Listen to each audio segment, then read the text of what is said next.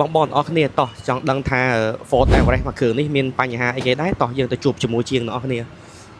បងសួស្ដីបងបាទសួស្ដីហ្នឹងហើយបង Ford Everest មួយគ្រឿងហ្នឹងមានបញ្ហាអីគេដែរបងបញ្ហារបស់គាត់គឺរបស់គាត់បានដាច់កស៊ូ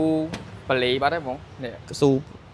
បលីកុំសើបងនេះអូខេអញ្ចឹងបានវាធ្វើឲ្យអត់ត្រជាក់នេះបងនេះបាទបងចុះបញ្ហាអីដែរបានធ្វើឲ្យដាច់កស៊ូបលីហ្នឹងបងដោយសារតែ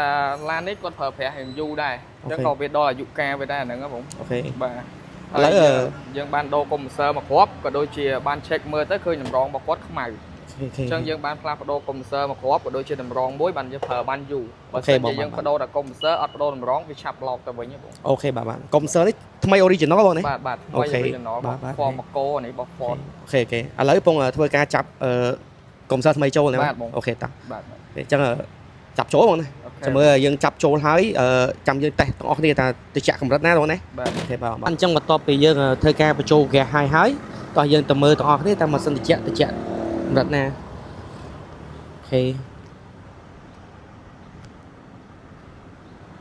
ជាក់មែនតើ